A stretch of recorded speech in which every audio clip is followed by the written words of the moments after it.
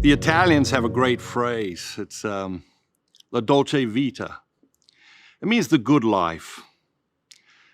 I think we're all in our own ways searching for the good life. At this moment in history, I think we're pretty confused about what that looks like as a population, as a civilization.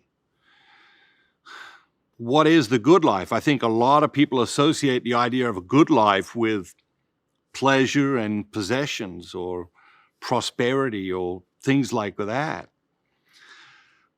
But that's not the good life, and sometimes people might say, well, what's the secret to the good life?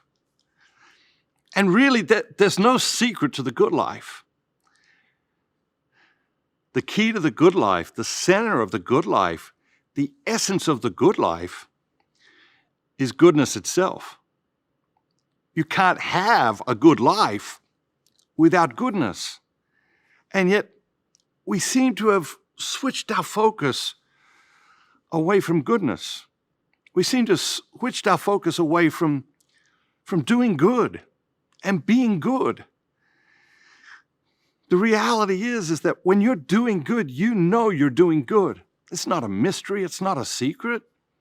When you're being good, when you're striving to be your best self, you know that you're in goodness, that you're striving for goodness.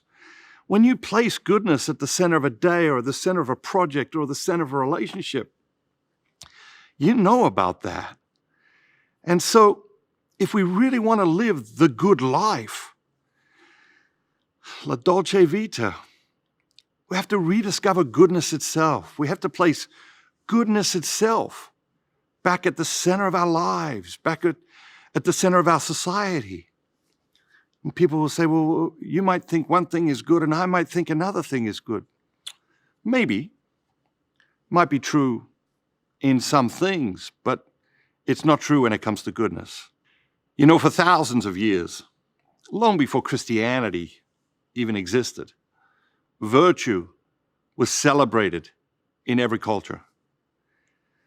Patience, kindness, generosity, compassion, empathy. These are beautiful virtues. They're virtues that were celebrated long before Christianity came into the world. And the truth is, we prefer virtue in other people. Yeah, it's interesting, isn't it? We prefer virtue in other people. Would you prefer your neighbor be patient or impatient? Patient, right? You want a patient neighbor living next door. Would you prefer your neighbor be generous or stingy? Yeah, you want your neighbor to be generous. Would you prefer your neighbor be kind and compassionate, or selfish and thoughtless? You want a neighbor that's kind and compassionate. The same is true of your children, of your friends, of your spouse, of your colleagues. We prefer virtue in other people. But we don't give virtue a preferential position in our own lives. And so the call to the good life, the desire for the good life, is a desire for goodness itself, and goodness itself, if nothing else, is defined in virtue. Two patient people will always have a better relationship than two impatient people. Two generous people will always have a better relationship than two selfish and stingy people. Virtue is at the heart of goodness.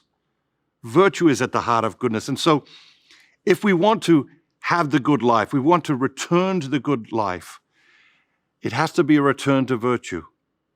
It has to be a return to virtue.